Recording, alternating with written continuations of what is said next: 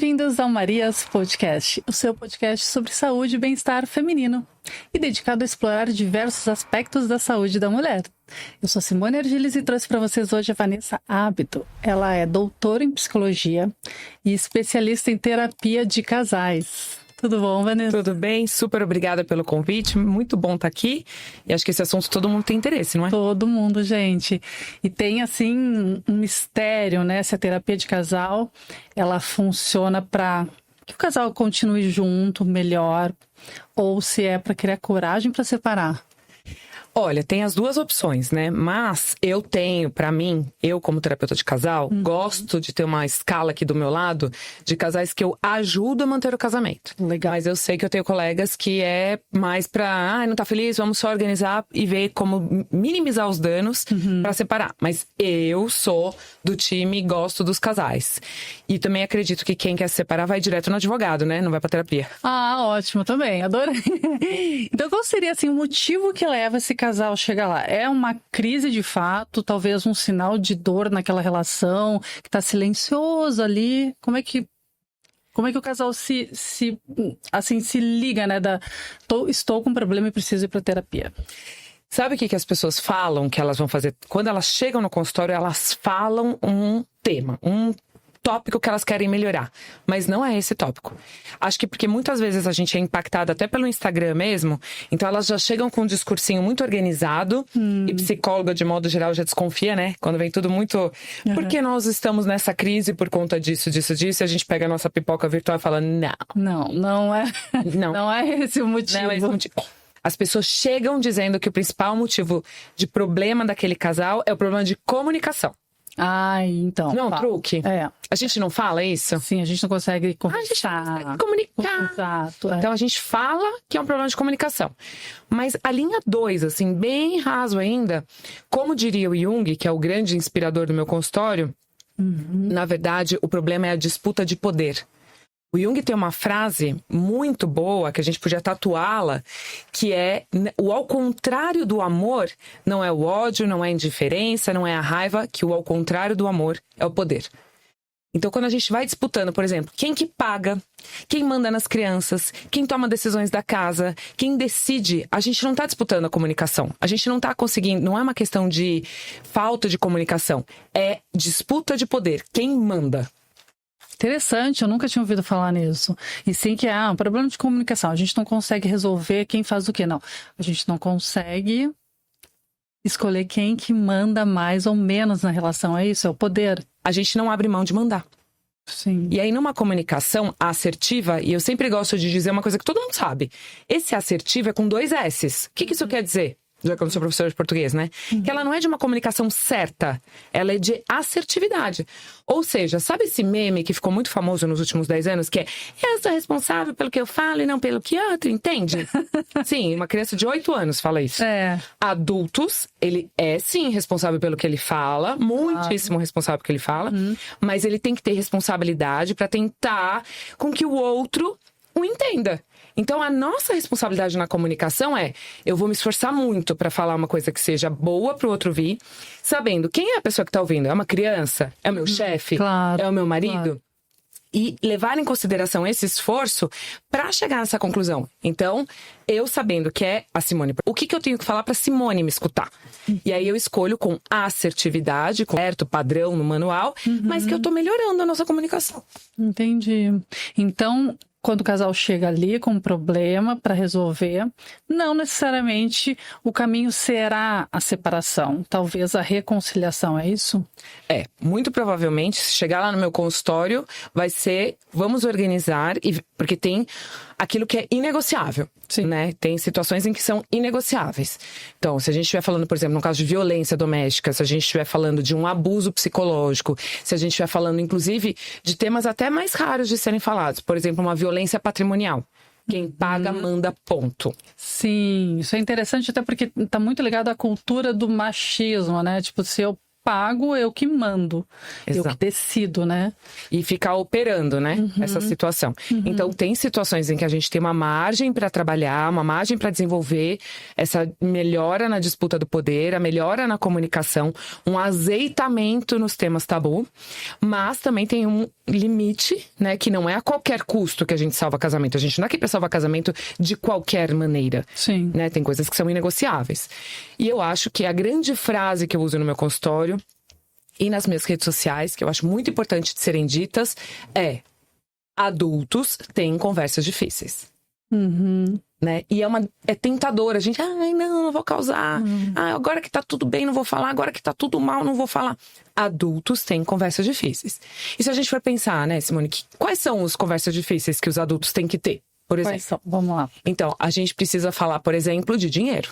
Né? Quem ganha, quem paga, como que é a gestão financeira. Porque o meu dinheiro é meu e o dinheiro dele é nosso. Ai, que fofa essa frase. Conta para suas amigas no bar. Sim. Né? Na vida real não é assim. Tem essa questão da violência patrimonial que ninguém fala. Então vamos lá, como é que funciona isso? Primeiro que a gente precisa ter uma transparência na questão do gasto. Então, como previne violência patrimonial? Uma transparência nos gastos.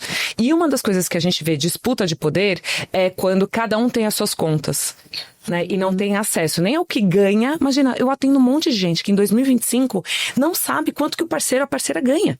Como é que vai crescer junto nesse casal? E é um tema super polêmico, um tabu. É polêmico. Muito polêmico. A gente ouve falar, inclusive, já viu muito assim num aplicativo que nos Estados Unidos funciona muito bem, porque discute a relação financeira do casal. Já que é um preconceito. É um tabu. Então, por exemplo, brasileiro, a gente tem uma questão que é assim, a gente não fala coisas ruins porque atrai. A gente tem essa cultura, fala que atrai.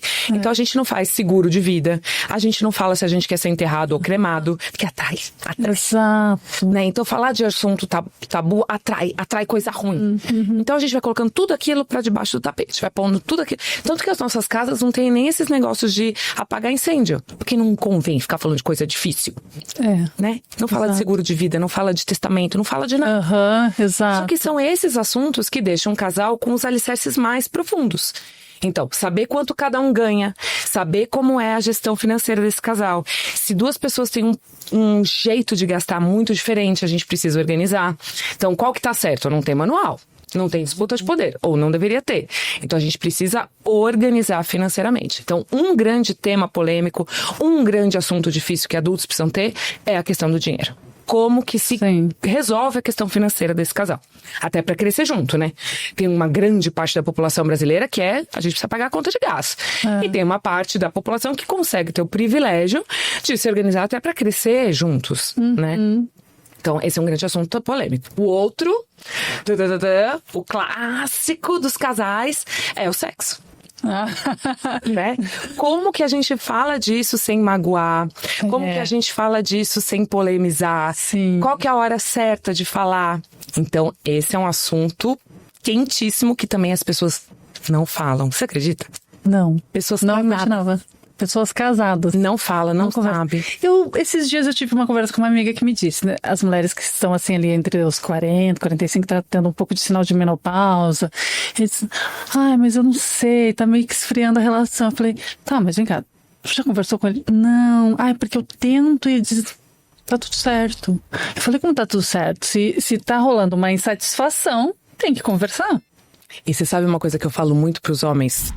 Essa daqui é pra ganhar as mulheres, a audiência das mulheres. Isso é das mulheres, Marias. Porque elas ficaram bravas quando eu falei essa questão do dinheiro, né? Que é essa coisa da princesa, mas eu queria o sofá. Aí as Marias ficam bravas comigo. Ficam. Mas agora eu vou salvar aqui, vou puxar a audiência das mulheres. Que é quando os homens dizem assim, é porque a minha mulher não gosta mais de namorar. A minha mulher não gosta. Aí eu pego minha pipoca virtual aqui, ó. E falo, meu anjo, já te ocorreu que a sua mulher não gosta de namorar com você? Os homens desmontam. Porque eles são grandes deuses vivendo no limbo desse tema. Eles todos se acham grandes caras no tema. É porque eles não vivem menopausa. Exato. Não, mas às vezes a menopausa não é só uma questão hormonal. Não. O cara é um grosso, trata mal, não tem o charme, né? O nível de exigência sobre a gente é altíssimo, né? Exato, a mulher tem que ser perfeita, tem que estar linda, maravilhosa. Tem que ser bem-sucedida, tem que ser boa mãe, boa esposa, estar depilada.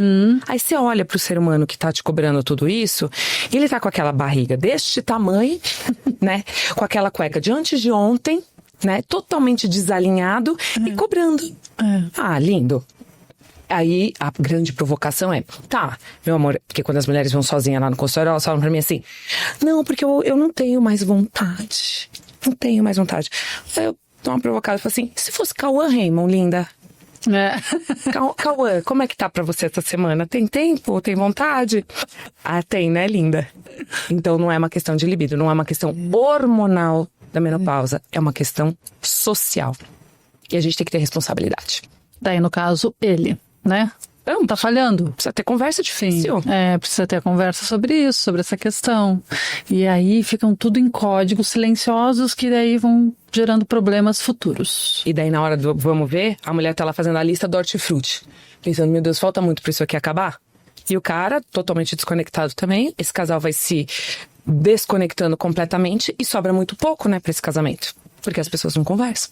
E aí a gente sai do patrimonial e entra nessa situação aí do sexual, do físico, no emocional também, né? Porque tá tudo ligado. E porque as mulheres têm uma carga mental enorme, né? As Marias estão cansadas. As Marias têm que levar a criança pra escola. As Marias estão no grupos de escola, que se chama como? Grupos de mãe. Grupos de mãe. Por que de mãe? Não existe de pais. Mas não, eles não conversam. Porque a carreira deles é muito importante. Exato. Né? Então, assim, deixa que eu assumo. Os telefones, os primeiros telefones que estão em todas as escolas são das mães.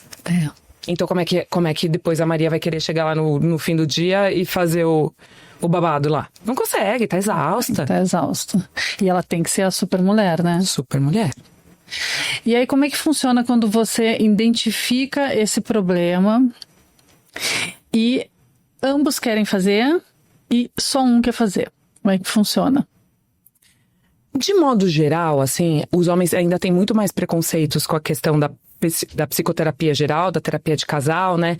Isso é coisa de charlatão, coisa de quem não tem o que fazer. Ainda tem muito preconceito, embora desde a pandemia a gente viu uma mudança mundial de que as pessoas têm muito orgulho de fazer terapia agora, né? Sim, agora a saúde mental tá, digamos, tá em moda. Pauta, tá na moda. Tá na moda. Quando eu comecei a ser psicóloga 20 anos atrás, quando eu me formei, as pessoas tinham muito tabu de falar que faziam terapia. Que era coisa de louco? Coisa de maluco. Coisa de maluco. Né? Primeiro que as psicólogas tinham muito preconceito, né? Eram todas mulheres mal amadas. Sim. Tinha isso, lembra disso? E aí as pessoas me encontravam e elas me cumprimentavam meio de longe, não me cumprimentavam, né, quando me encontravam. Agora, as pessoas tiram selfie na porta, na minha plaquinha, na frente do consultório, pra contar pro mundo, eu faço terapia, né, conta pro chefe, desculpa, licença, que eu tenho terapia, o chefe fala, obrigada, senhor. Você vai ser um ser humano melhor. Um ser humano melhor, vai gerar menos dor nas pessoas, né. Então, a gente viu uma grande mudança desde a pandemia, das pessoas buscarem ajuda para a saúde mental. Inclusive os homens. Mas ainda assim, eles ainda têm muita resistência. Então, em geral, são as mulheres que me preocupam. Ou os homens, sabe quais? Foram pegos. Puxa, cometi um deslize, tô com uma amante. Enfim, aí eles me ligam. Pelo amor de Deus, me ajuda. Lindo agora, né? Lindo. Mas enfim... Esses são dois cenários. Mas, de modo geral, as pessoas estão muito mais receptivas a fazer terapia de casal. É raro, atualmente, alguém perceber que tem uma crise, né? Porque acho que também tem uma questão que é importante a gente dizer, que do mesmo jeito que as pessoas fazem uma grande idealização do que é o casamento, elas também idealizam muito o que é o divórcio. Né? Então, assim, quando eu me separar, nossa, eu vou pegar geral, eu vou comer geral, eu vou dar geral, não sei o quê. Todo mundo fica mais pobre, pra começar. Pensem bem. Exato. Tem uma questão quando tem filhos, claro, a qualquer custo vai ficar casado ferrando com a cabeça das crianças? Claro que não. Mas a qualquer motivo, é motivo para se separar e deixar as crianças também dividindo casa, dividindo patrimônio, dividindo o amor dos filhos, né? Então, assim, vocês estão preparados para as consequências de um divórcio? Na maioria das vezes as pessoas não estão. Elas subestimam a dor que é um divórcio. Mas um grande ganho também que a gente tem visto nos últimos anos é que poucos ou menos divórcios têm ido para litígio. Isso é interessante. A gente tem tentado, os advogados também, tem uma diferença até de tabela de preço, assim. A maioria dos advogados com quem eu trabalho, eles já diferenciam, assim, sabe? Um divórcio menos dolorido, menos custoso, menos desgastante emocionalmente. Então, quanto mais as pessoas puderem resolver isso conversando, melhor. Melhor vai ser, né?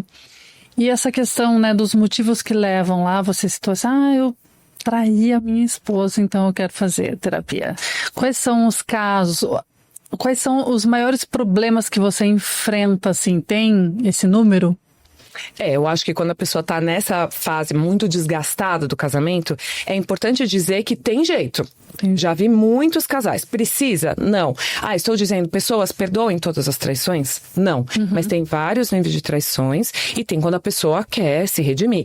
Uma vez que traí, eu sempre redimi. Essas frases prontas, assim, sabe, do manual, fonte nenhuma, né, um monte de charlatão aí trabalhando. Os influencers, que preguiça de influencer, né? Quero morrer. Porque dá trabalho, né, ter estudado. Por exemplo, se a gente for fazer a conta, são 5 anos de graduação, 2 anos de mestrado, 4 anos de doutorado, um monte de formação paralela. Aí chega lá a pessoa iluminada e fala assim, não, eu tenho aqui uma solução em 5 passos pra você. Eu falo, mas gente, quem tá contratando esse serviço não desconfia? Assim, não acha esquisito? 30 dias pra mudar a sua vida. Pra mudar a sua vida, pra mudar seu casamento. Compra aqui um e-book de R$19,90. Né? Tipo assim, gente, é mais profundo que isso. A gente tá falando da sua vida, né? Do seu carro, da sua família. Né? Então a gente precisa ressignificar. A traição não precisa necessariamente ser o fim e não é tudo que a gente precisa aguentar. É um paradoxo, mas é simultâneo.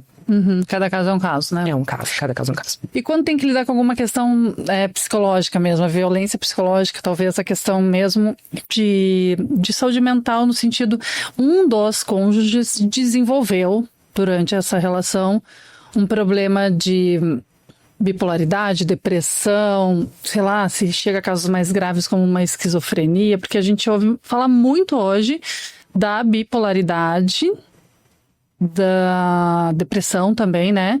Que deixa de existir a relação ou passa a se tornar, assim, uma relação, tipo, muito agressiva. E aí a gente vai entrar na violência doméstica, de ambos os lados, né? Sim. É muito importante, por isso quanto mais estudo melhor, a gente pensar na nossa rede de profissionais, que tem que ser uma ajuda multidisciplinar. Então eu tenho bons psiquiatras que trabalham comigo, bons advogados que trabalham comigo. Uma coisa que as pessoas falam um pouco é a questão da religião, né? Os líderes religiosos me ajudam, somos parceiros. São os rabinos, os padres, os pastores, né? Um trabalho de pensar junto, de como que a gente faz isso. Inclusive pessoas assim, mentores, pessoas que ajudam a pensar, não necessariamente ligado a um deus ou a um tipo de religião específica, né? Até porque isso pode ser muito perigoso, né? Mas a questão de que a gente precisa de ajuda. Quanto mais pessoas a gente tiver, então se a gente desconfia de ter um transtorno mental, uma doença mental, eu preciso de ajuda. Então parte da técnica que eu adoto em algumas sessões é junto com o casal, em algumas sessões eu faço sessões individuais. Para ter essa conexão mais próximas. Então não é uma tabela, mas quantas sessões você salva meu casamento? Tenho a menor ideia. Né? Nem você sabe salvar seu casamento. Você acha que eu tenho aqui uma fórmula mágica? Você não desconfia que alguém que tem uma fórmula mágica, né? Então a gente tem que ter essa rede de bons profissionais para nos ajudar a resolver questões, às vezes um consultor financeiro, né? Então tem uma série de pessoas que nos ajudam a colocar esse casal para conseguir se comunicar. É interessante que a gente está falando da medicina integrativa, então também tem a psicologia integrativa. Exato. Vários profissionais são envolvidos num processo. Exato. E quando existe essa questão específica que também se fala demais, e aí tem todo esse debate em cima do tema da violência doméstica, né? Da mulher que sofre agressão, mas também tem homens que falam, mas não era eu que agredia, era ela que me agredia. Existe. Quando é a mulher, ainda estatisticamente é muito inferior, né, o número de mulheres.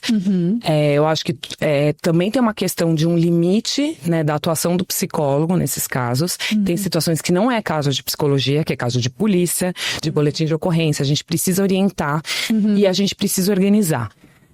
Tem um recorte também que eu acho importante dizer, que é um recorte social e econômico, né? Então, mulheres que resolvem, principalmente acima dos 40 anos, do nada, né? Ou de passar por muitos episódios de tipos variados de violência psicológica, patrimonial e até física. E aí um dia, com mais de 40 anos, ela fala assim, tive uma ideia, vamos separar. E chega lá no consultório, tive uma ideia, vamos separar. E aí você olha pra pessoa, e assim, faz 20 anos que ela parou de trabalhar para cuidar das crianças. Né? Mas era um combinado. Sim. Era um combinado. Ele ia brilhar na carreira e eu ia cuidar de bebês. E aí esses bebês cresceram, eles não precisam mais da mãe como precisaram um dia. Sim. E essa mulher não se organizou, nem emocionalmente e nem financeiramente. Então tem um posicionamento meu, especificamente meu e não da psicologia ou da terapia de casal como um todo, que é: mulheres trabalhem. Mulheres tenham independência financeira. Mulheres tenham independência emocional. Mulheres, Marias, possam ir e queiram ficar. Sim, importantíssimo, né? E quando as crianças estão envolvidas também, existe um trabalho com as crianças, seja na questão ali, tá fazendo a terapia de casal, eu imagino que o objetivo seja sempre reconciliar, mas se vai, né, pro de fato separar, envolve as crianças também. Em alguns casos sim, em outros não, né? Eu acho que a gente foi se acostumando com a ideia de pais separados, mas tem outros atores naquela coleção de atores que eu coloquei aqui pra gente trabalhar, que é a escola, que tem sido muito parceira, né? As escolas têm muito preparo para lidar com a questão do divórcio, e as escolas, elas são informadas e fazem um trabalho muito bom, muitas boas escolas. Parceiras, não só escolas particulares, mas escolas públicas, estão muito atentas às crianças, né? Tanto que na época da pandemia, quando as crianças não iam pra escola, a gente teve um número muito alto do aumento de violência contra crianças e pedofilia também. Porque a escola, ela é um agente organizador das crianças, né? Ela é um lugar de cuidado das crianças. Então a escola é um ator que nos ajuda a cuidar das crianças quando os pais estão se divorciando, e também os psicólogos infantis, que têm um trabalho que, olha, eu admiro muito. Eu não atendo criança nem adolescente, mas é um trabalho incrível, né? De fortalecimento, né? Da saúde mental dos pequenos. Para que eles entendam, né, o processo. Isso. E qual seria, assim, a sua dica de ouro para as Marias nesse processo aí, seja, né, na crise ou um sinal ali de repente vai ou não vai, né? Eu tenho uma para os homens primeiro, pode? Ah, pode, claro, até porque eles fazem parte, né? E porque elas podem encaminhar para eles, né? Exato. Como um fica a dica. Exato. Não existe preliminar melhor do que a louça lavada.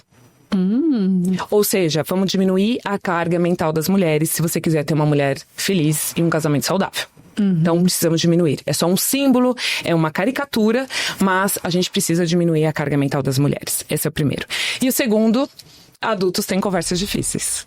Ai, adorei. Achei o máximo. Muito obrigada. Obrigada pela oportunidade. Passou super rápido. Sim, mas você vai voltar, eu tenho certeza. Agora curtem, comentem, compartilhem, que esse tema tá incrível. Obrigada.